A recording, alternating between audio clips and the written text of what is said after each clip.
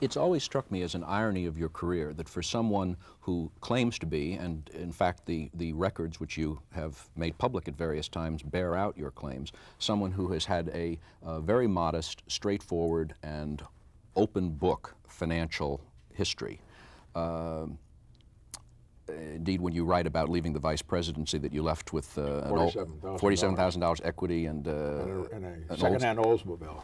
That was true, that you were very carefully conscious, maybe because you felt it was going to be exposed at some time, about keeping records and living very frugally and honestly. And yet you were surrounded by people in the Congress. Take Lyndon Johnson as an example of a man who, from the early 40s, when he went to the Congress, never was on any other than a government payroll, and he left a fortune when he died, estimated between $14 and $20 million.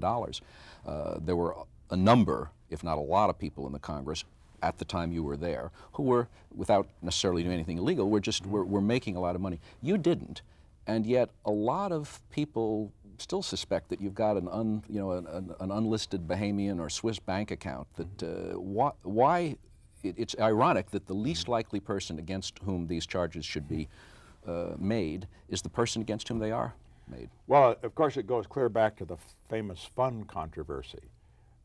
When we had this $16,000 a year fund back in 1952, and when it all came out, it was quite clear the fund was solely for political purposes, not for personal purposes, as distinguished from the Stevenson Fund, which, because he was a liberal and a Democrat, they didn't go after it all, was used even for personal purposes, and not just for political purposes.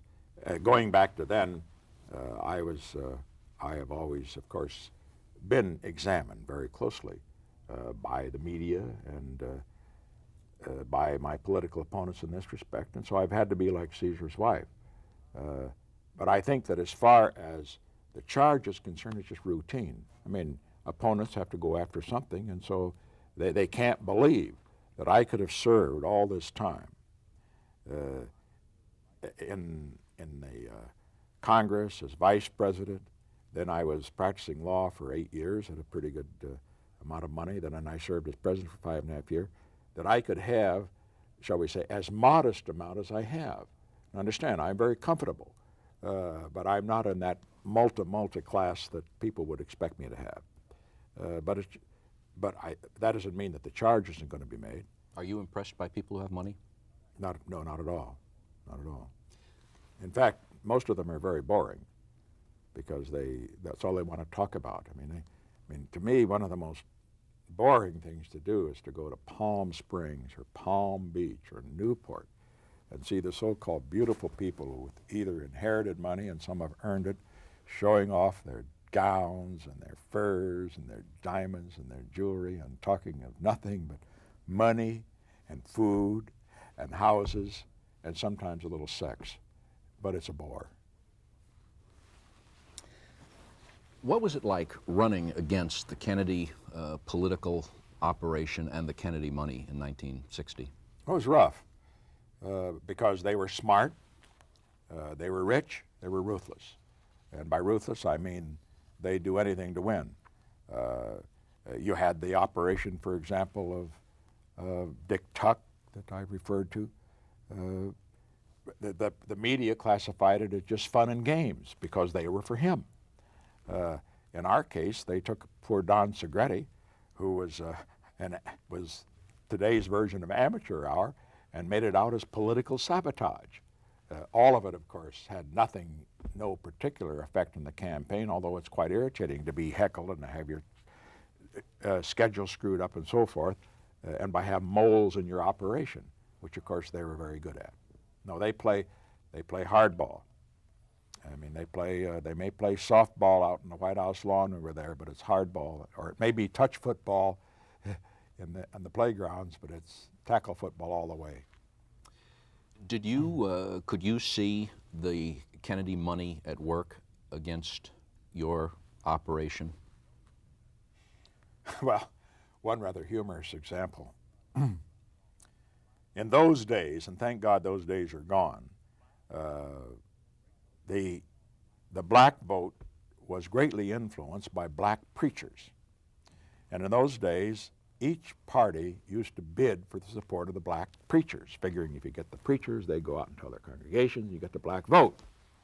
Well, Len Hall was our campaign chairman. He was from New York State, and of course, this kind of thing of buying the black preachers, as they say, we didn't do that in California because we weren't up to speed with regard to what was done back here in the East. But Len Hall, apparently they knew they had been doing that for years in New York.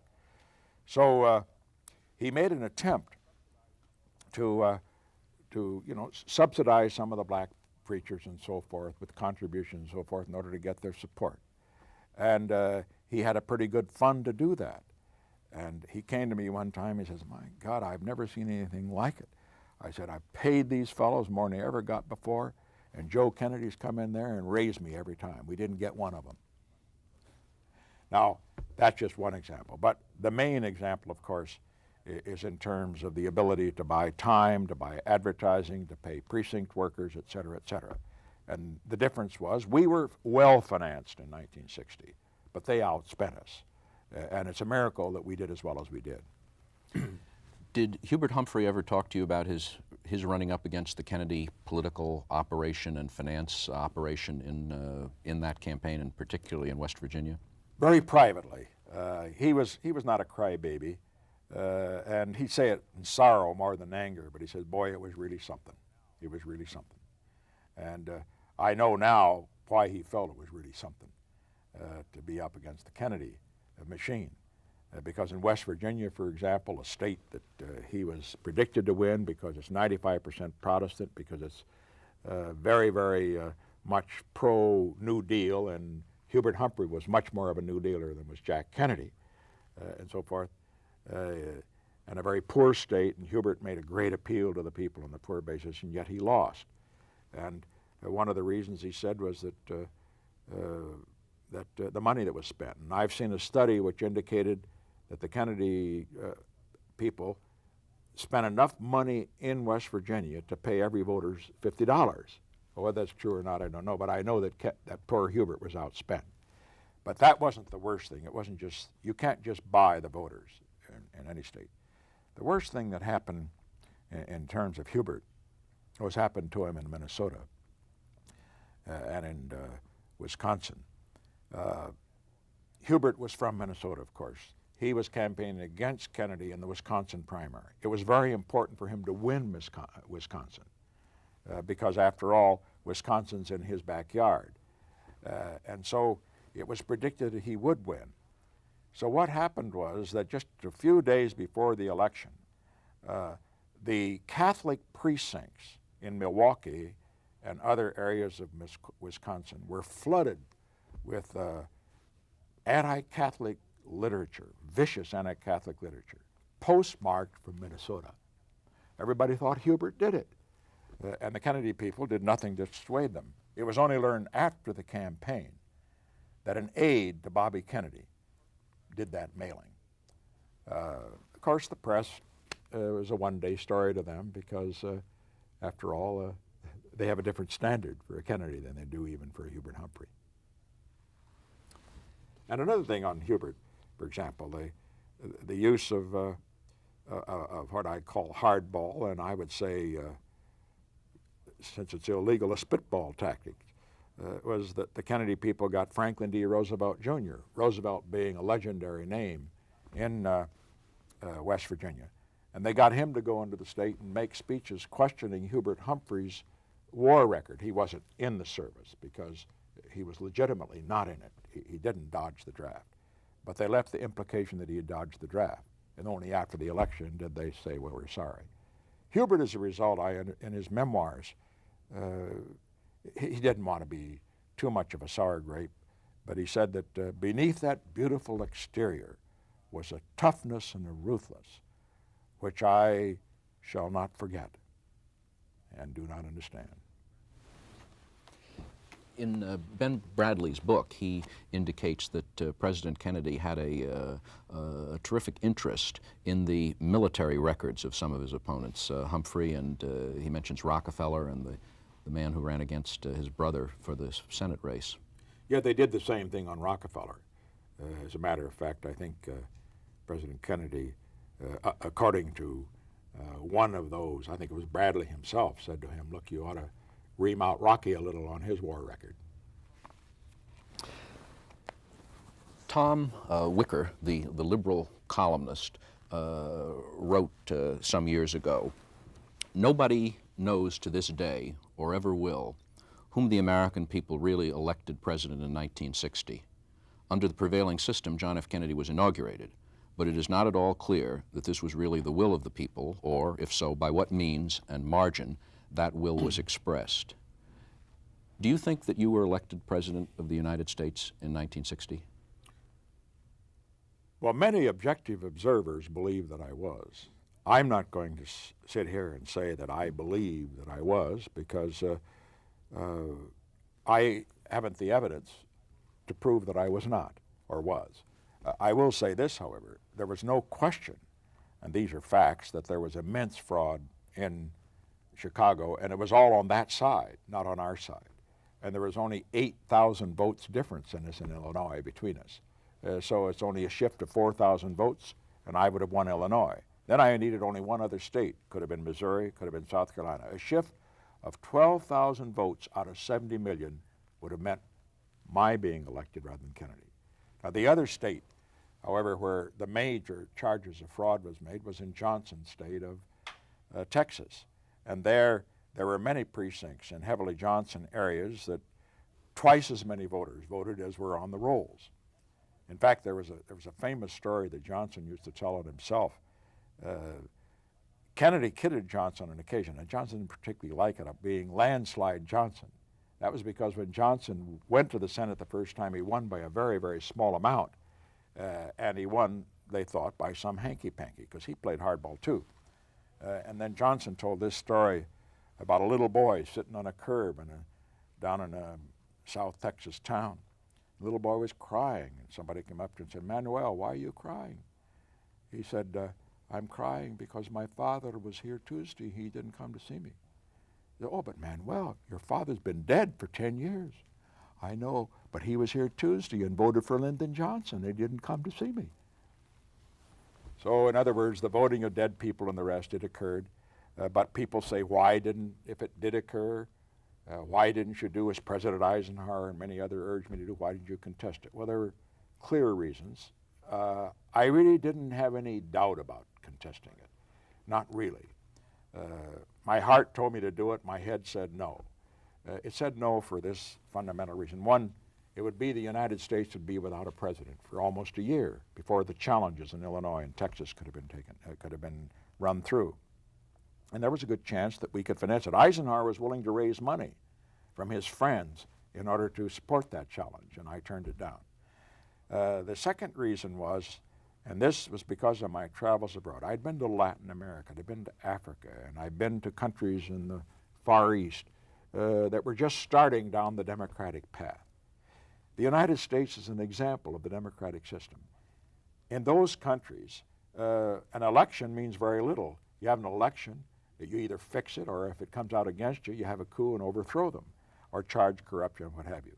If in the United States an election were found to be fraudulent, it would mean that every pipsqueak in every one of these countries, if he lost an election, would simply bring a fraud charge and have a coup. So I felt that under the circumstances, one, the United States couldn't afford to have a vacuum in leadership for that period of time without knowing who was president, and two, even though we were to win it, the cost in world opinion, the effect on democracy in the broadest sense would be detrimental. So you do think it is possible, without reaching a judgment, that you were, in fact, elected the 35th President of the United States in November of 1960? Oh, yes, it was possible. And I think President Kennedy felt it was possible, too. I remember when he came to see me right after the election, when we were both in Florida at the Key Biscayne Hotel. The first words that he spoke after the press left and so forth, he says, "Well, I guess it's hard to tell who won this election." And I said, "Well, it's pretty clear that it's over now." I think he was rather relieved when I said that. That meant that in effect I was telling him I was not going to contest it. Do you think he was feeling you out to see what you were going to do? At the time, I didn't think so, but I know they were very sensitive about that particular point. It could be, but I'm not prepared to judge that. Did you feel that then or in his later contacts with you that he was embarrassed or defensive because, in fact, he might have been a usurper in your chair? No, I don't think he was capable of that. I mean, after all, he plays hard, and when Mayor Daley, he talked to him on the phone after the election, and Mayor Daley said that, Mr. President, with a little bit of luck and with the help of some good friends out in the precincts, we're going to carry Illinois for you. Well, Kennedy knew what he meant, and I think that, while naturally he's not going to formally approve hanky-panky, on the other hand, he knows that under the system that sometimes happens. No, he's never, I don't think he was ever defensive. I think, however, he did feel that because the election was so close, it would be useful to have at least make an offer for me to be in the administration, which of course he did offer, and I turned it down. What did he offer you? United Nations or something else that I consider to be relatively unimportant, but symbolic. It could have been important. Do you think he may have done that in order to sort of co-opt you? No, I don't think he thought I would take it, but I think he thought that it was the proper thing to do. It was a matter of fact, I did the same thing for Humphrey. The election was close, and I offered Humphrey the chance to go to the United Nations, and he turned it down. That's part of the process. The winner, if he needs the support of the loser, will offer him something. Like, for example, after Johnson beat Goldwater, he couldn't have cared less because he didn't need Johnson. He beat him by so much. And I suppose the same would be true after I defeated McGovern. I didn't offer him a job. Did you take the fact that Kennedy came to you at Key Biscayne rather than you going to him at Palm Beach for this meeting at which he opened by saying it looks like we don't know who won, as a sign that he was trying to placate you or appease you? No, I wouldn't say that. I think actually it was just the gracious thing to do. You know, let's understand, he plays hardball, but he has grace. He does the thing that is right in terms of the manners and so forth. He tries to. I try to too. And in this particular respect, I think what happened here, I offered to come up to see him. We made the appointment by telephone. He says, no, I've got a car and Secret Service and so forth. Let me come to see you, which is quite true. I didn't have an automobile and so forth. So under the circumstances, he felt that it was right to. And then he also, and then of course he could well make the point. I still outranked him. He was still a senator. I was still vice president. He was president-elect. So protocol-wise, he should come, although, of course, I would have gone to see him. It's one of the canons of the Nixon loyalists that you did, in fact, win the election in 1960. And now, more than 20 years later, shouldn't you study this? Don't you owe it to history, really, to study this and reach a decision about it? Because if you did, in fact, win, as you indicate is possible, the way you acted then and since is arguably the most magnanimous and noble conduct in the history of American politics. If you think you didn't win, allowing your supporters to keep this story going is a fairly cynical manipulation of history. Shouldn't you reach a decision? No, I'm not going to get out and say that I did win and then cast a pall on the whole Kennedy record. I'm not going to say that. I will say, however, that I can understand how my supporters would do what they are doing. They believe that. And I would say there is a very good prima facie case, which we didn't have the opportunity to prove because we did not legally contest the election, that we did win it. Because as far as the vote frauds were concerned, they were on the Kennedy side. I didn't hear of any cases where the Nixon people were able to, in any state that it mattered for that matter, where it was the other way around. In Texas and in Illinois, for example, and in Cook County, in those precincts where more people voted that were on the rolls, they were all Kennedy precincts, never Nixon precincts. That's got to tell you something. Do you, sorry, I lost my train of thought there. Sex or? Yeah, well, I'm always thinking about sex. That's what. That's probably what did Sex, it. profanity. Do you think that given the enormous frustration you must have felt to have been so near and yet so far, 113,000 votes out of 78 million cast for the presidency, do you, looking back, or at the time, did you feel that you were acting magnanimously or nobly in the way you conducted yourself in terms of not calling a recount? No, I wouldn't classify what I did magnanimous Would you or argue with noble. those? Would you argue with those who No, did so no, I characterize it? can understand how others would say it. I think I was acting responsibly. Responsible is my favorite word. You do what is the right thing. And the right thing in that case was to do exactly what I did. Do you think that the average politician wouldn't have cried for a recount till the cows come home? Do you think most politicians look at it that way and do the right thing? I think they might have. I think if the shoe had been on the other foot, that Kennedy might have contested it. But I don't know. Did you have any idea at the time when you knew him as a senator or a congressman that John Kennedy was the ladies' man that he later turned out to be? No, he never confided in me about his adventures in that particular area. Were you shocked by these revelations? Not particularly, no. No, Why not? Didn't they show a disdain of convention and political propriety that's really sort of breathtaking? Well, to a certain extent, I suppose that's true. But I have always separated an individual's personal life from his political life. You take Franklin Roosevelt, for example. I respect Roosevelt for a great wartime leader. Now, all these revelations to the effect of his long-time affair with Lucy Mercer, I don't care about that. That's between him and his family. What I am concerned about is how he handled the presidency and what kind of an example he set there. Now, as far as Kennedy is concerned, I will look at his record as president. I will be critical of some of the things he did, the Bay of Pigs, for example, and others.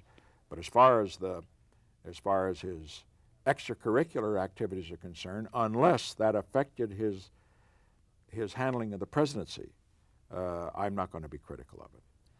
When I say these revelations are breathtaking, maybe they're not breathtaking. Henry Kissinger said that power is the ultimate aphrodisiac. Is politics a more sexy or a more highly sexed profession than others? Maybe this goes on all the time. Well, I guess quite a few politicians have been swordsmen,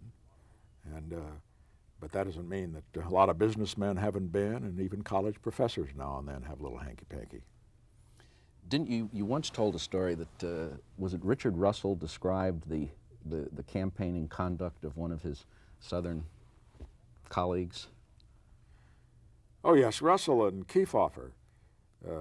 Estes Kefauver, the great fellow. He was my neighbor out in Spring Valley, and I didn't know that he was particularly a ladies' man, but apparently he was. Big, raw-boned Tennessee fellow who conducted the investigations of the Teamsters and all that sort of thing. Great hero of all the moralists and so forth. But apparently Russell was aware of the fact that he knew that he had a few affairs. And Russell, who beat him in the Florida primary, was saying afterwards how tough it was. He says, this fellow, this Kefauver, he says, he'd go all over the state. He said he'd have a Bible in the one hand and his thing in the other hand. He said something other than thing, but I'll... Do you, Barbara Walters said that you were one of the sexiest men she'd ever met. What do you think led her to that conclusion? Well, maybe she doesn't know many other men. There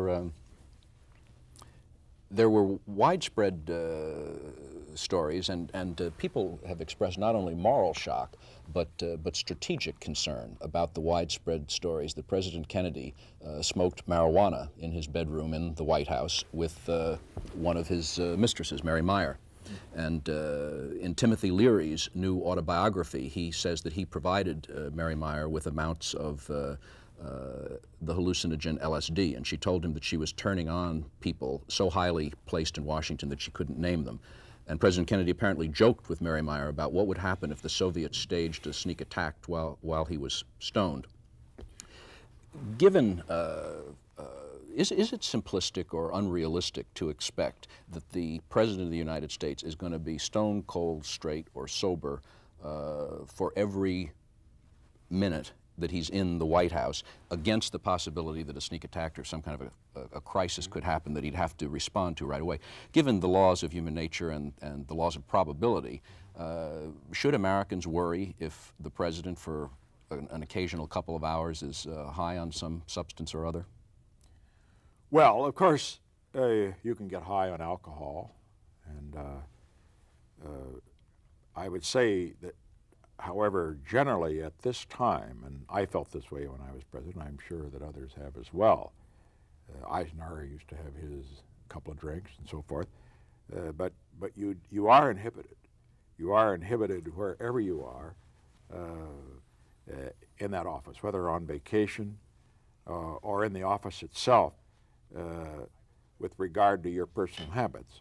I would say that drugs, that's way beyond the pale, because they do something to the mind that could be even permanent, in my opinion. Alcohol,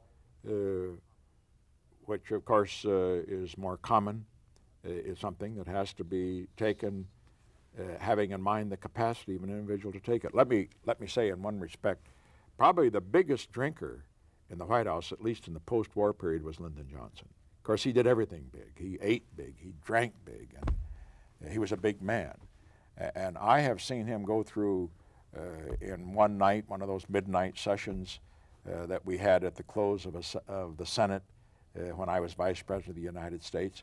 I've seen him go through a couple of bottles of bourbon in 8 hours, never drunk.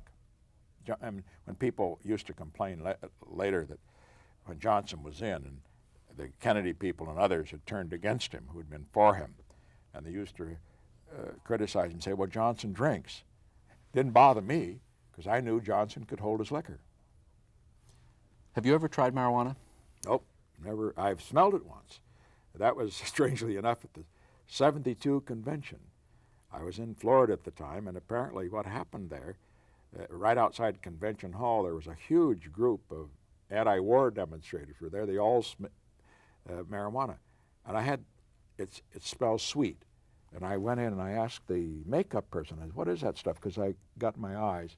So that's marijuana. It's the only time I ever smelled it. It was never in the White House when we were there, I can assure you. Never. Would you try it? No. Why I not? I don't like drugs of any sort, the uppers, the downers, and so forth and so on. Sleeping pills I have taken because they have to be taken on occasion when you're traveling or when you've had a lot to do. You've got to get your sleep. But beyond that, I think I just don't want to fool with it. I think all of us in politics, any kind of intense activity, we're already very tightly strung, and to add to it just may snap it. Margaret Mead said something to the effect that any young person who went through the later 1960s without having tried marijuana wasn't leading a normal life. Would, unless you know, would you be surprised if you found out that your daughters or sons-in-law who were in college or graduate school then had experimented with marijuana or had used it? Well, I can't speak for my sons-in-laws. I haven't known them all that period of time. As far as my daughters, no question. They would never do it. That's the example at home. What about there have been several allegations about your drinking habits.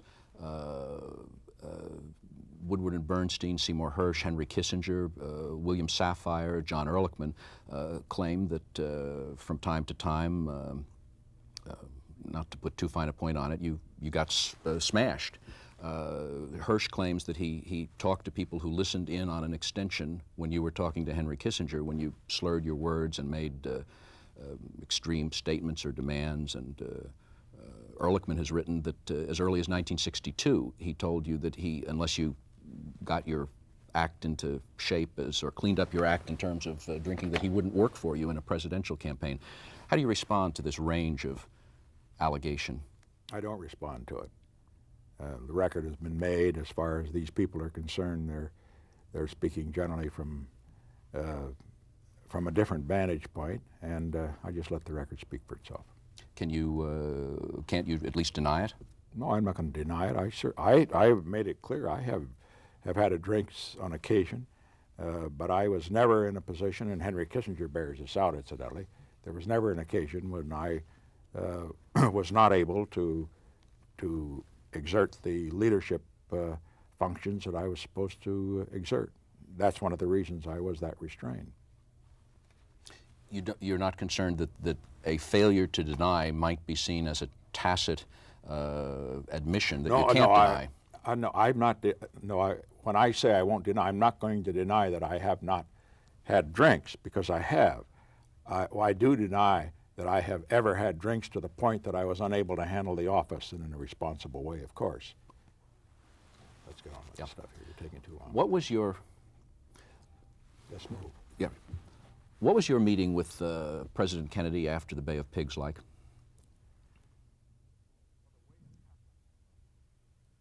Well, the way it happened was that he called me on the phone, and I was in Washington briefly to get a CIA briefing prior to some travel, and he asked me if I could come down to see him, and I said of course I would come, and we set the appointment for the next day. I should set the background for that, however. When I arrived in Washington, I arrived the day that the Bay of Pigs story began to break in the papers. I had an appointment that evening with Allen Dulles, the head of the CIA. He was going to brief me on foreign policy generally. The Washington Star reported that the landing had taken place. I assumed it had gone all right because I knew that it had been planned in the Eisner administration. I just assumed this was the one that was being carried forward by Kennedy. After you left office, you had no knowledge of its being carried forward, though. No, but I assumed it would be because it was well on its way by the time Kennedy became president. Then when Kennedy reappointed Allen Dulles as head of the CIA, I assumed that Dulles would continue to push for carrying out the particular plan. I'll never forget when Dulles came to the door. I opened the door and I shook hands and I said, "Come on in, Allen." I said, "Would you like a drink?" He says, "I would." He says, "I really need one." I said, "Well, what's happened?" He said, the whole Cuban venture is a failure. Everything is lost. This is the worst day of my life." And then he gave me chapter and verses what had happened. He said, "The greatest mistake I ever made in my life was not to tell the president that if he went in, that there was a chance it might fail and that he must not lose." Because what had happened, as Allen Dulles explained it, is that Kennedy had canceled 2 airstrikes, which were essential if it were going to have any chance to succeed. Canceled the strikes because he was concerned about the reaction he was getting from within his own administration, particularly people like Adlai Stevenson in opposition to what was being done. So I had that background before going in. So I went to the White House, and Lyndon Johnson was in the office at the time, and we shook hands and had a little idle chatter, and then we sat down. Kennedy in his rocking chair, I sitting over on the couch, and he proceeded to fill me in. How did he look? Beaten, very wan, very tired, harassed. I had never seen him look down before, never. But in this case, it was not surprising that he would look that way. And I felt incidentally complimented a bit that he felt that he could let his hair down, and he really did. He was, I may say, quite outspoken in condemning all of the people that advised him: the CIA, the military, the Joint Chiefs of Staff, all of those that advised him. He says, "I asked every one of the sons of bitches about this. They all assured me it would succeed." And then he got up and started to pace the floor. And he used a string of 4-letter words that he didn't learn at Harvard, unless he went there in the 60s. He might have learned it then. But in any event, I felt that it was I felt it was good that he had a chance to vent his frustration and his anger on this occasion. And he said to me, and incidentally, this tells us something about his past as well. He said that it had been the worst experience in his life to have to talk to some of those men that had been part of the invasion force, their families and so forth. He said it was the worst day of his life, his feeling that he had let them down. And as he told me that, I realized that this is the first time he had ever failed. He had never been through the fire of failure before, and that's why it had such an enormous impact on him. Why did he want to meet with you? Did he ask for your support? Oh, of course, that was the purpose of it. Yes, he hadn't had me down before, no reason to particularly, but in this instance he wanted the support of the Republicans for what he was not going to do, which was nothing at that particular point. Did he ask for your advice, or did you offer advice on what you thought he should do? Yes, I said that he suggested he would be interested in advice, and I said there's no question about what ought to be done. He said, you've got to get Castro out of there. I would find a legal excuse, maybe defending our base at Guantanamo, or saving the lives of American citizens who happen to be residing and are living in Cuba, to go in and take him out. And his answer was, well, he couldn't risk that because he had heard from Chip Bolin and other experts that Khrushchev was in a very cocky mood, and that if he moved in on Cuba, that Khrushchev might move on Berlin. So we kind of left that there. I then pledged my support, in addition, if he decided to do something in Laos, because his first speech after he became president had been with regard to the communist attempts to take over Laos. And you remember, he had said in his inaugural, we will fight any time, any place in defense of freedom. And Laos had been used as an example of where the United States might fight.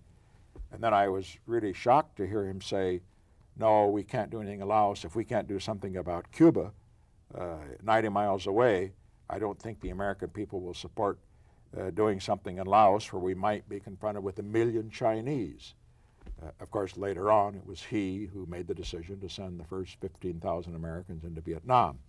But that, of course, is another part of the story. So under the circumstances, the conversation went on. Did you try to talk him around to your point of view? As well as I could. I felt that I had to put it into the hopper. He has a very quick mind. You don't need to try to arm twist him or that sort of thing. And anyway, it would have been improper for me to do so. So as we were leaving, he escorted me out to the car. He was very gracious about it. Asked me about possibly running for governor. Said I didn't plan to. Urged that I write a book, which I did do, 6 Crises. And then he made a very interesting comment at the end that showed how his vision of the presidency had changed to an extent. In the campaign, he talked quite a bit about domestic issues, of course, because as a Democrat running against a conservative Republican, he had to appeal to the liberals. And so he went through the usual liberal cliches about more for this and more for that and the other thing. But then he said, you know, really, who gives a shit whether the minimum wage is $1.15 or $1.25 when you think of this problem like this? Really, that's all that matters, isn't it? It meant, in other words, that now that he was in the office, he realized that overriding these admittedly important domestic issues was the responsibility that a president has, and only the president can fulfill, of projecting the United States as a responsible foreign policy power and to defend the freedom of ourselves as well as others throughout the world. Do you think that going through what you call the fire of failure in the case of the Bay of Pigs changed President Kennedy's conduct or his outlook? Well, it changed him in one respect. He felt that he had to do something about it later. I mean, after losing in the Bay of Pigs, I think he felt that he had to prove himself in some other area. As a matter of fact, this had to be terribly disillusioning to his own people. I read since then that one of those who helped train the Cuban, the dissident Cubans who were in the landing force and so forth,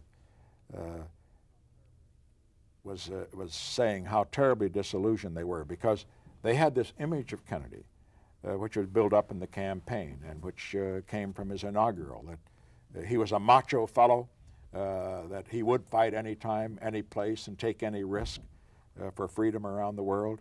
And then they were let down so. And this man described it. He says it was like their finding that Superman was a fairy.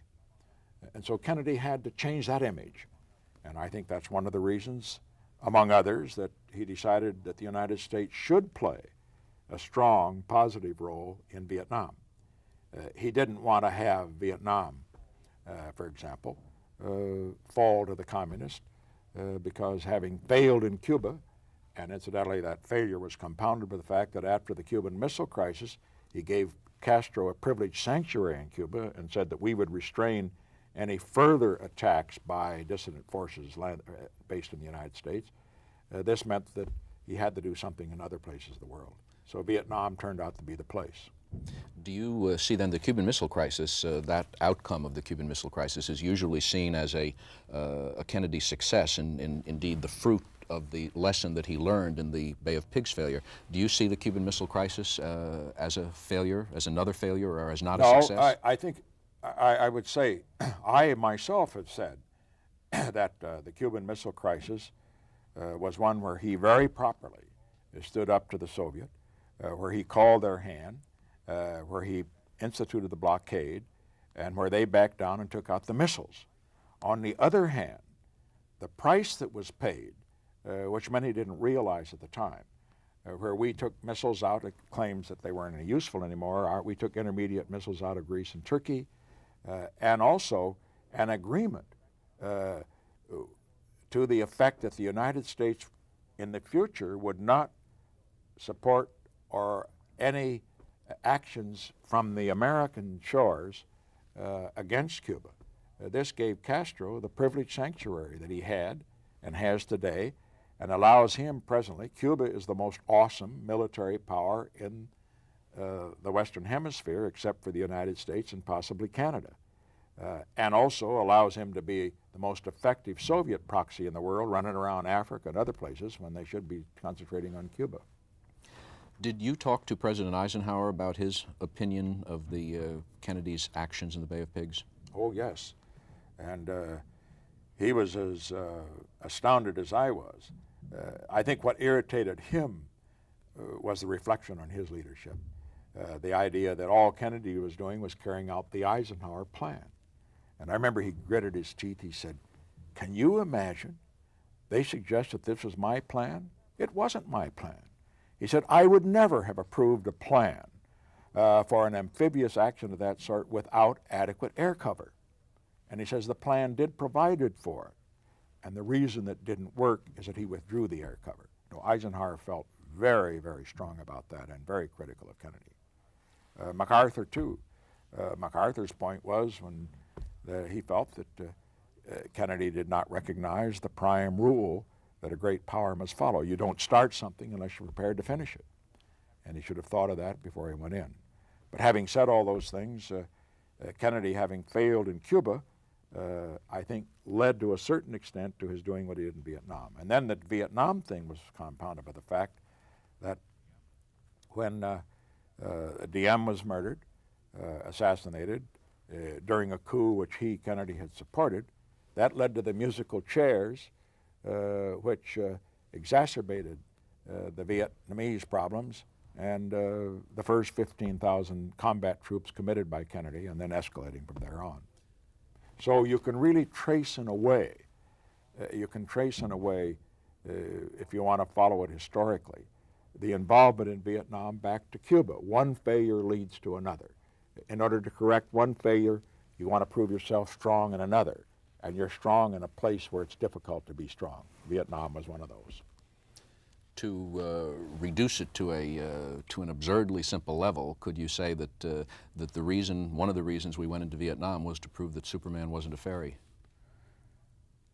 Well, there was a macho feeling about it, as I understand it, and as I reflect on it since then. The Green Beret concept, the feeling too, as I say, that was expressed in the inaugural. We're going to fight anytime, any place. Well, we didn't do it in Cuba, so we have to do it somewhere else. And I think it could have led to that. Now, understand, I do not criticize Kennedy for going into Vietnam. I think going in was necessary. I think it was proper. I have always supported it. I have never gone along with many in our old administration who have indicated, well, it was a bad war, and all we're trying to do is to be sure that we end it in the right way. If it was a bad war, it should have been ended immediately.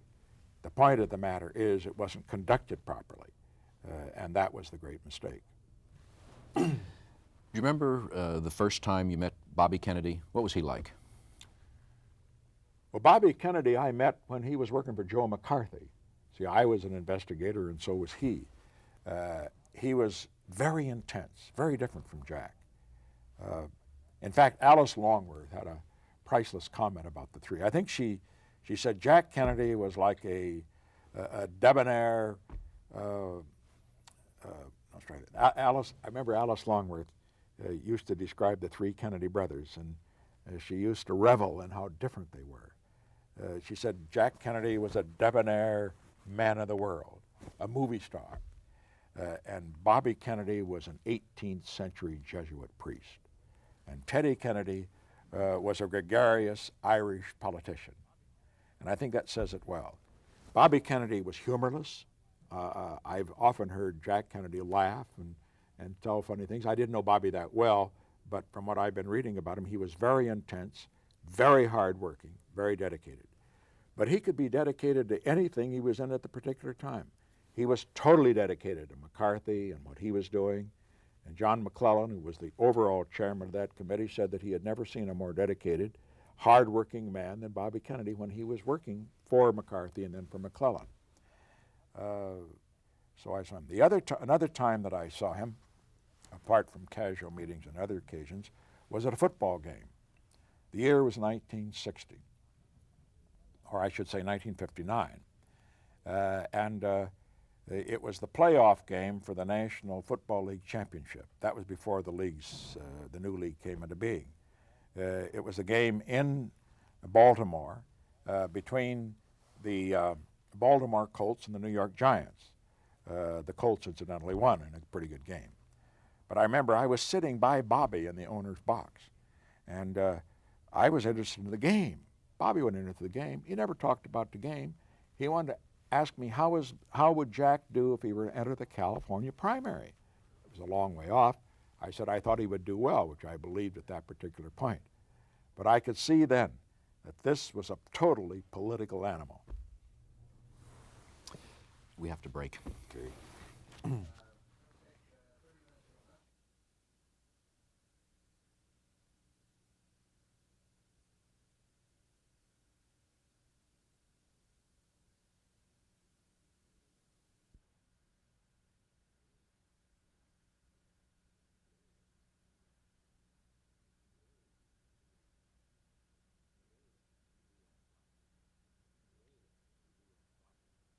Is that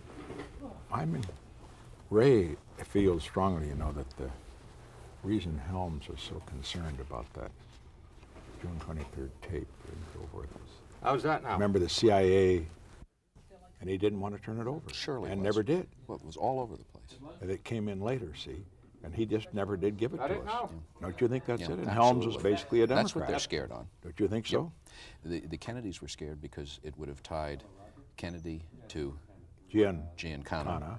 to Exner through Exner, and the CIA would have been up to their keisters in mafia. Right home.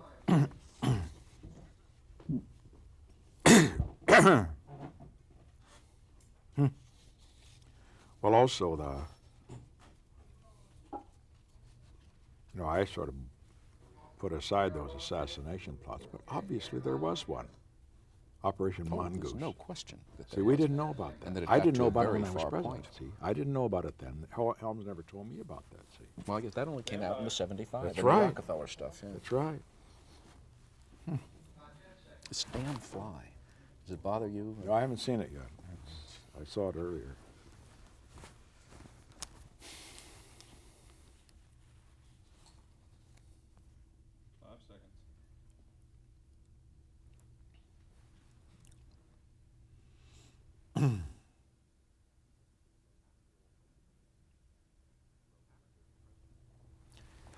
After President Kennedy's assassination, you wrote a letter to Mrs. Kennedy offering your services. She needed them in any way and your support. Several weeks later, she wrote you a handwritten reply, which you reprint in your memoirs. I wonder if you would read that letter. Oh, dear Mr. Vice President, I do thank you for your most thoughtful letter. You two young men, colleagues in Congress, adversaries in 1960, and now look what has happened. Whoever thought such a hideous thing could happen in this country? I know how you must feel, so long on the path, so closely missing the greatest prize. And now for you, all the question comes up again, and you must commit all you and your family's hopes and efforts again. Just one thing I would say to you. If it does not work out as you had hoped for so long, please be consoled by what you already have, your life and your family. We never value life enough when we have it, and I would not have had Jack live his life any other way, though I know his death could have been prevented, and I will never cease to torture myself with that. But if you do not win, please think of all that you have, with my appreciation and my regards to your family. Sincerely.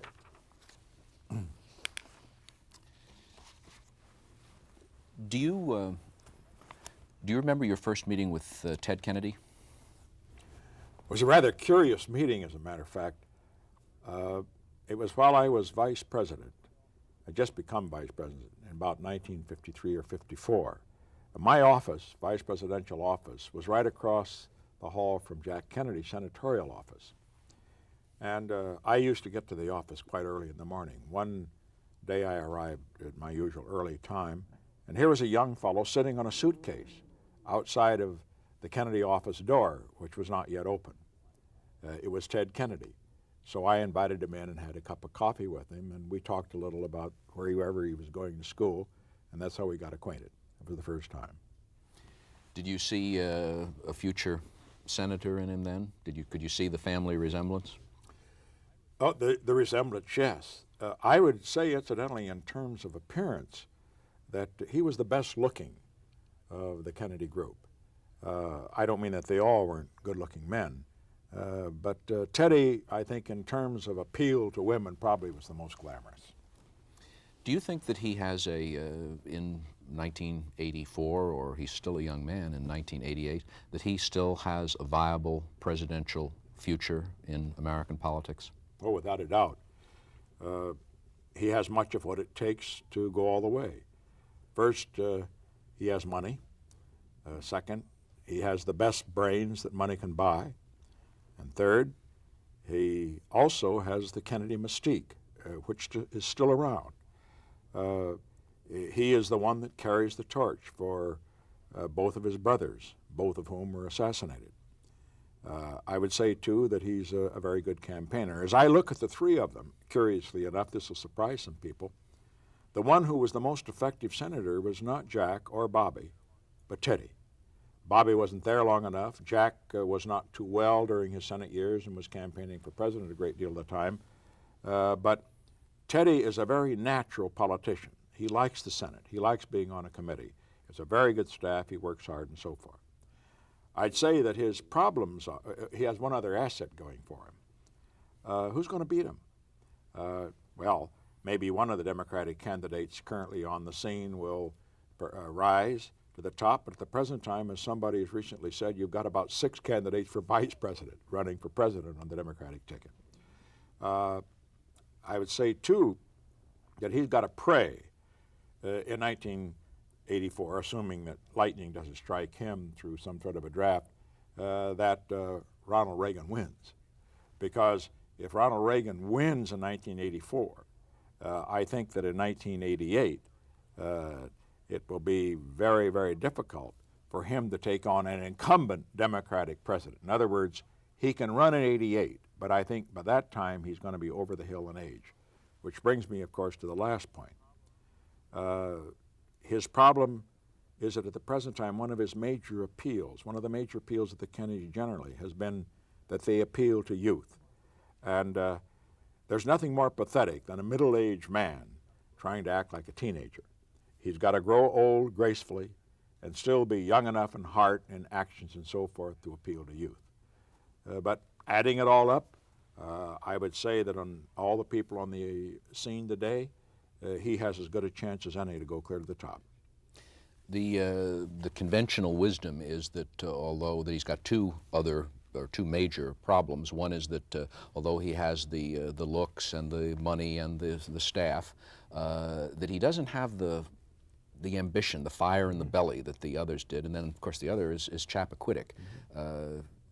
Well, I would say there's no question but that Bobby had more fire in his belly than either of the other two. But Jack had enough. Teddy doesn't seem to have it at the present time. And believe me, you got to have fire in your belly. You got to pay the price. Can you fake it?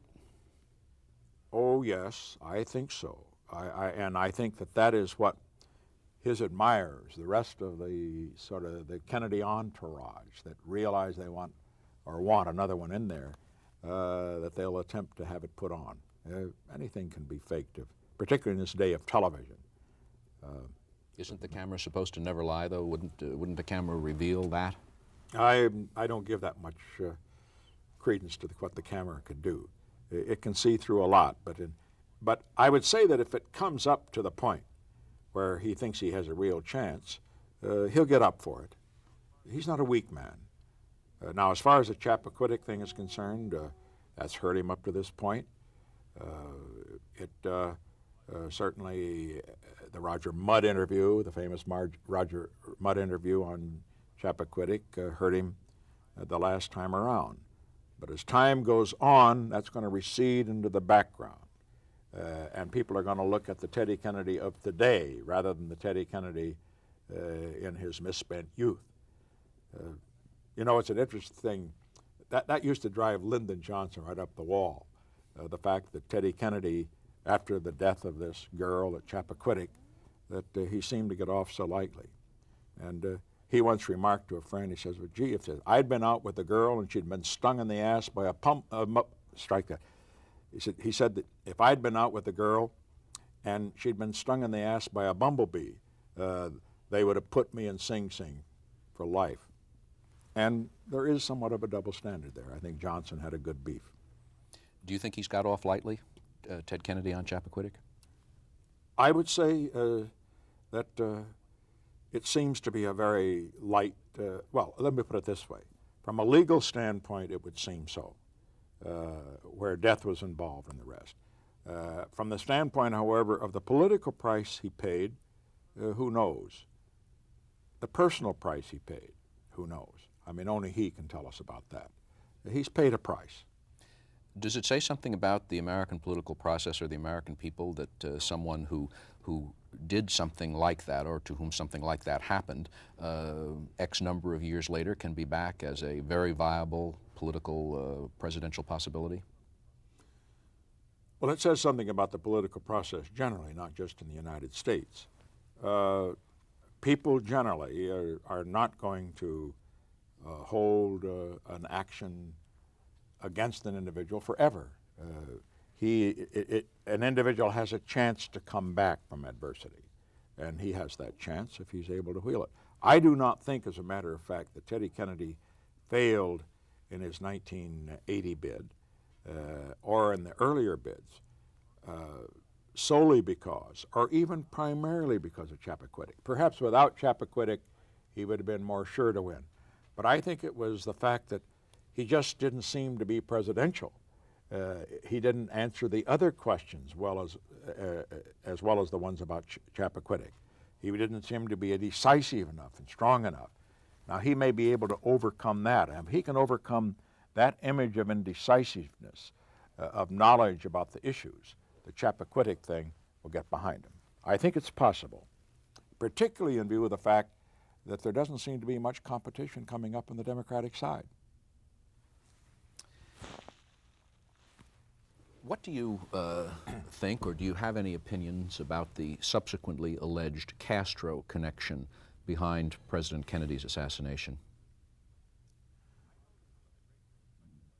I know there's been a great deal of speculation as to whether or not Oswald was acting alone or whether he was part of a conspiracy, and that Castro was behind that conspiracy due to the fact that Oswald had spent some time in Cuba. I would state first that there is a strong hypothetical case for that conspiracy theory. First, Castro had a motive. The motive was that there was a plot to assassinate Castro. No question about that. They're called the Mongoose Plot. The CIA had drawn up the plans to carry it out. Second, there was no question about Kennedy being aware of it because he discussed it with other people, aware of the plot.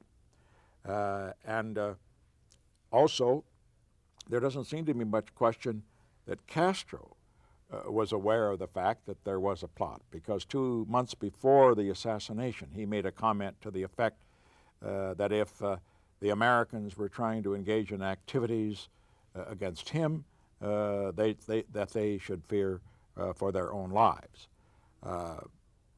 I would say, too, that Castro, looking at Kennedy, might have reached the conclusion, well, after all, he's capable of having a plot of this sort. And of course, here's the conspiratorial communist mind working. After all, if Kennedy, a man who had no qualms about supporting a coup which resulted in the assassination of a friend, Diem, in South Vietnam, would therefore have even less qualms about engaging in activities that would result in the assassination of an enemy, Fidel Castro. Now that is, of course, the hypothetical case. Lyndon Johnson put it very graphically to Howard K. Smith when he said Kennedy was out to get Castro, and Castro got him first. You think Johnson believed that then? Possibly he did believe it, because Johnson tended to think sometimes in conspiratorial terms too. I would say that as far as the hypothetical case is concerned, and I outline this because this has widely been published in this country and abroad as well, that it is there. However, the factual evidence, and this has been investigated over and over again, is that he was acting alone.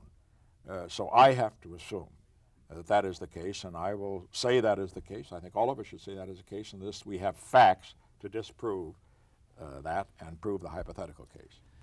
Didn't Johnson, at another point referring to the mafia connection, make some remark about... Well, Johnson said, as a matter of fact, that when he became president, he said, I inherited a damn murder incorporated in the Caribbean, because apparently there was a plan to assassinate a few other people as well. How do you react to the knowledge that the CIA used the mafia to set up an assassination of Fidel Castro? Well, the whole assassination game is kind of beyond me in any event. When I spoke of what we would do about Castro, when I spoke to President Kennedy, I was not speaking in terms of assassination. I was speaking in terms and recommending action in which the United States would move in and overthrow Castro. Just assassinating Castro, I don't think would have done the job, because there are Castroites more now even than there were then. I think what was necessary would be to support a counter-revolutionary activity that would overthrow the Castro regime. So consequently, I must say that I never knew of any CIA assassination schemes while I was president. Would you have and squelched frankly, them? I would never have approved one. Do you think that the knowledge of this tangled web of the CIA's involvement with the mafia, President Kennedy's involvement with one of his mistresses, Judith Exner, and her also at the same time being the mistress of one of the mafia leaders, do you think that accounts for the CIA's tenderness about the Bay of Pigs? Well, I've always wondered about why they were so tender. It is well known that I requested the full file on the Bay of Pigs, what came that brought it on, how it was handled, the preparations for it, how it was handled, and the aftermath. But I was never able to get it from the CIA. And it took till after I left office in 1975 and the Rockefeller Commission investigation that some of this information began to come forth. I didn't know there was an operation for assassination. I didn't, and as a matter of fact, when you speak about Johnson saying inherited murder incorporated, that really hadn't worked its way into my consciousness either. You are nothing if not a tough guy, a tough leader. Why did you take no for an answer from the CIA when you asked for this stuff and they at first didn't send it and then sent the wrong stuff? Why didn't you shake them up and get what you wanted? Well, it was a little difficult because after all, I had named Helms as the head of the CIA, and all I could hope to do then was to change him, which incidentally I did after the election in 1972, and get a new man in who would do what I felt was proper. As a matter of fact, I do not think that a CIA head should hold himself above the presidency, just as I don't think the State Department Foreign Service should hold itself above the presidency. Anything the president wants is something in terms of information that the CIA should provide for him. As a matter of fact, I was never able to get from the State Department the full disclosure of what commitments were made at the time of the bombing halt that Johnson ordered, which led to the Paris peace talks, which aborted and, of course, delayed the ending of the war rather than brought it closer to an end. Does it say something or anything about the CIA that having devoted its attention, its purpose, and considerable resources, I think at one point several hundred people were working on Operation Mongoose, that they weren't able to assassinate Fidel Castro successfully? The CIA has, of course, just as every organization has, some very good people. But in terms of its operational capabilities, I've never been very high on them, not in my time. I think in the earlier period under Allen Dulles, there were some operations that were extremely effective. But later on, it became so cluttered up with bureaucracy and so forth that I never had much confidence in what they could do. But that, incidentally, I don't want to knock them alone. I didn't have much confidence in what some of our military were doing either. They were just muscle-bound by too much money and too much bureaucracy. And the same is true of the State Department. Basically, what we're talking about here is the curse of a huge, overblown bureaucracy. Everybody writing memos to everybody else, and a lot of people with great educations trying to do things rather than getting the people that could do things to take charge. That's the curse of government, and that's what a president is for. He's got to shake those people up and make them brace up. But the CIA's capabilities in that area, it doesn't seem to me were that good. You make it sound... In fact, that shouldn't have been too difficult a job if they were going to assassinate. Incidentally, I question the wisdom of assassination, however. I never approved it. I would not approve it now because I don't think it's effective. Do you question its morality? Would you stop it because it's not wise or effective, or because it's immoral? Because it's not wise and effective. Let me say that in terms of immoral, if something is immoral and therefore becomes ineffective, that's something else again. No, I wouldn't like the morality of it. War is immoral, but sometimes you have to wage war, a defensive war.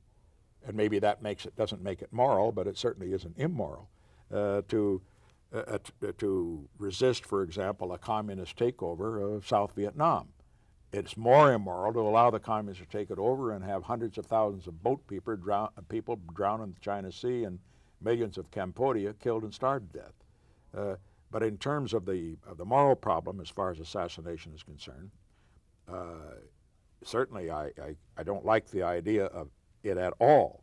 But what you have to look at here, and I'm putting it on the broader context, you have to look at it in terms of what is effective to serve the interests, the broader interests of American foreign policy resisting communist aggression. And the broader interests, I think, are not served by trying to assassinate a political leader. If that had succeeded, though, would you have approved of it and supported it? That's a hypothetical question I don't think I'd go into. You almost make it sound like the CIA is, at times, has been a loose cannon, almost there are people, conspiratorialists, I guess they could be called, who believe that there's almost a parallel government operating out in Langley on its own. Do you worry about the independent sort of super power of the CIA in terms of reporting to presidents and doing things? Yes, I worry about that, and I worry about the independence of the State Department Foreign Service. I worry about the independence of the Pentagon, the professionals over there. There's a tendency of all these huge bureaucracies in the national security field to think that they have a franchise and that they can be bigger than the president and so forth and so on. Now, the military shapes up the best because they realize there's a direct chain of command between the president as commander-in-chief and the military. But boy, it's hard to shape up the State Department at times, particularly with their propensity for leaking and all that sort of thing. And the CIA does tend at times, in my view, or did, whether the situation is true now under Casey, I don't know, but they did tend at times to feel that they were an institution that went on and on and on, that presidents just come and go.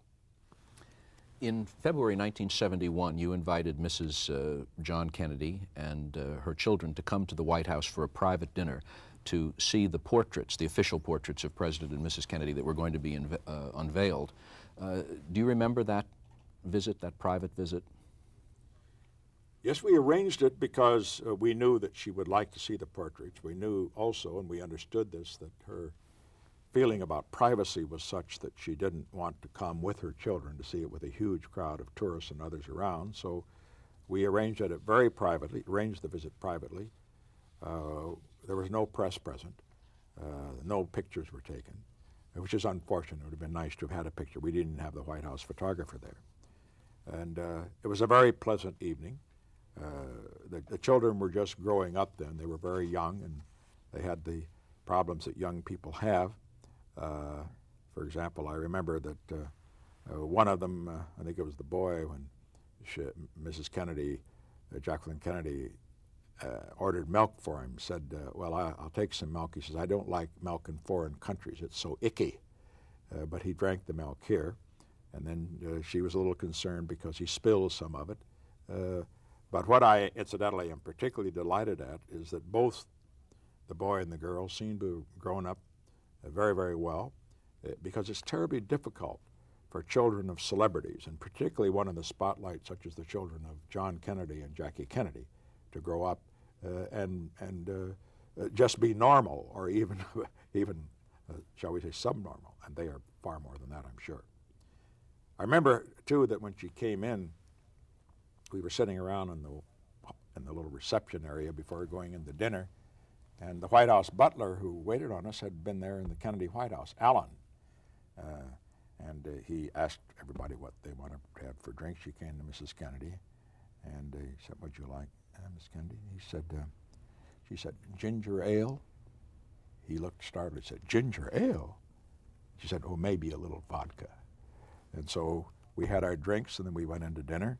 And she talked about campaigning, and she had the same problem that we had. Should you remember going into hotel rooms all over the country and getting sick because every time you went into the hotel room, they would have painted it the day before to be sure it was nice and fresh.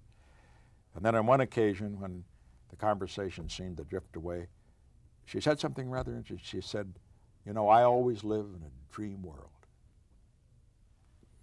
What are your impressions of Jacqueline Kennedy?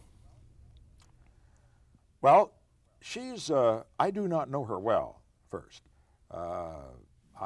We were invited to the wedding. We were unable to go to the wedding. And I've only seen her socially on at least maybe 2 occasions. From what I read about her, I would say that she has star quality. She handled herself, of course, in a very effective way at the time of President Kennedy's assassination, and that made her place in history. And whatever she did before and whatever she did after, it's not going to affect that. That's the way it is sometimes. One big event overwhelms all the negatives, if there are negatives on either side of that event.